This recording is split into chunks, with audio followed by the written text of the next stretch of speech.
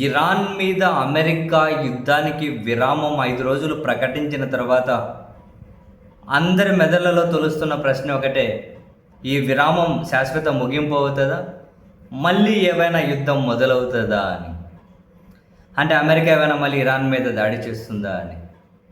ఈ ప్రశ్నకు సమాధానం దొరకాలి అంటే ఈ 22-23 రోజుల యుద్ధంలో అమెరికా ఎంత దారుణంగా చావు దెబ్బ తినిందో ఇరాన్ చేతులు అనేది అర్థమైతే, అండ్ ఈ యుద్ధం కనుక ముదిరి ఉండింటే ఎలాంటి దారుణమైన పరిస్థితులను ప్రపంచం చూసేదో కనుక అర్థమైతే మళ్ళీ ఇరాన్ మీద అమెరికా దాడి చేసేంత ధైర్యం చేస్తుందా లేదా అనే ఒక క్లారిటీకి రావచ్చాము.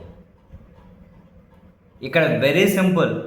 ఇరాన్ మీద దాడి చేయడం అంటే మనం ఏమంటారు, మన పెద్ద పెద్ద బాంబుల మీద కూర్చొని అగ్గిపూల ముట్టించుకొని దాంతో ఆటలాడుకోవడమే.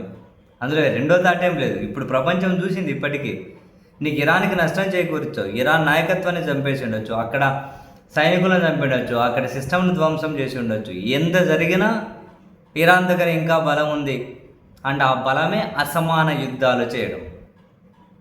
అంతెందుకు 48 గంటలు డొనాల్డ్ ట్రంప్ 48 గంటలు డెడ్ లైన్ ఇచ్చినప్పుడు హర్ముజ్ జలసంధి తెరవకపోతే మా సంగతి చూస్తారన్నప్పుడు ఇరాన్ నుంచి అఫీషియల్గా వచ్చినటువంటి స్టేట్మెంట్ ఏంటి, కౌంటర్ ఏంటి, టచ్ చేసి చూడు మా విద్యుత్ సంస్థలని. అప్పుడు ఒక హర్ముజ్ జలసంధి కాదు, గల్ఫ్ ప్రాంతం మొత్తం సీమైన్లు పరిచేస్తాం, అవి ఫ్లోటింగ్ బోట్లలో కూడా ఇసిరి పడేస్తాం. 1980s మేము చాలా స్వల్ప సంఖ్యలో సీమైన్లను వేస్తేనే నీవి 100 స్వీప్ మైనర్ ఏమంటారు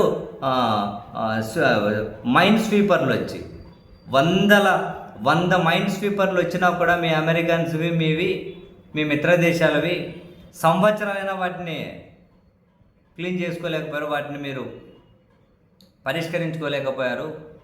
ఈసారి మనం కనుక అదే పని చేశాము అంటే మీకు జీవితకాలం సరిపోదు అని ఇరాన్. అంటే వెరీ సింపుల్. ఇప్పుడు హర్ముజ్ జలసంధి కాకుండా ఈ గల్ఫ్ సీ ఉన్నదంతా కనుక వాళ్ళు సీ మైన్స్ వేసేసారు. అవి చాలా చిన్నవి, ఖర్చు తక్కువ, అవి కదులుతూ ఉంటాయి, కింద వేసేస్తారు వాటిని. ఈ పైన పోయే నౌకలు కనుక దాన్ని ఢీ కొట్టింది అనుకో పేలిపోతాయి, కింద హోల్ పడిందంటే మొత్తం మునిగిపోతాయి. చాలా దారుణమైన పరిస్థితి ఉంటుంది.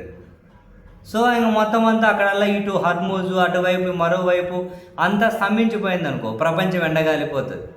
అంటే ఇరాన్ అసమాన యుద్ధాలు చేయడంలో వాళ్ళు ఎవరి మీదకు యుద్ధం పోవట్లే, వాళ్ళ మీదకి వచ్చినప్పుడు అదిగో వాళ్ళు ప్రొటెక్ట్ చేసుకుంటారు, అదే పని. సో ఇటువంటి భయాలు చాలా ఉన్నాయి. నెక్స్ట్ కేబుల్స్ ధ్వంసం చేయడం, ఇటువంటి భయాలు చాలా ఉన్నాయి ఇరాన్ దగ్గరికి వెళ్తే. అండ్ అంతేకాదు కదా, అమెరికా F-35 యుద్ధ విమానాన్ని చూసి ఎర్రవేగుతూ ఉంటే దాన్ని బ్రహ్మాండంగా వేరే దేశాలకు పెద్ద పెద్ద రేట్లకు అమ్ముకుంటూ ఉంది. సీన్ కట్ చేస్తే అది ఇంకేదో తుక్కు కింద పోయేటట్లుంది. ఇప్పుడు ఇరాన్ దాన్ని ఉండేది దెబ్బ, అది చిన్నగా దాన్ని కొట్టిపడేసింది.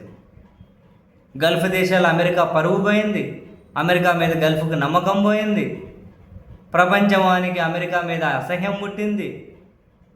ఇక్కడేమో వాళ్ళు F-35 యుద్ధ విమానాలు దాటిని కోల్పోయారు, 16 యుద్ధ విమానాలను కోల్పోయారు, మిత్రులను కాపాడలేకపోయారు, ఇరాన్ లాంటి దేశాన్ని వాళ్ళ దారికి తెచ్చుకోలేకపోయారు, తీవ్రంగా నష్టపోయారు, లక్షల కోట్లు ఖర్చు పెట్టుకున్నా కనుక అవమానం మిగిలింది. ఇంతకు మించి చావు దెబ్బ అమెరికాకి ఇంకేముంటుంది? ఇంత చావు దెబ్బ తిన్న తర్వాత మళ్ళీ ఇంకా ఇరాన్ మీదకు పోతాం, మళ్ళీ యుద్ధం చేస్తామంటే ఇరాన్ వాళ్ళు నష్టపరుస్తారు, కానీ ఇరాన్ వల్ల ప్రపంచం మొత్తం నష్టపోతుంది. సో ఈ భయాలు చాలానే ఉన్నాయి అమెరికాకు.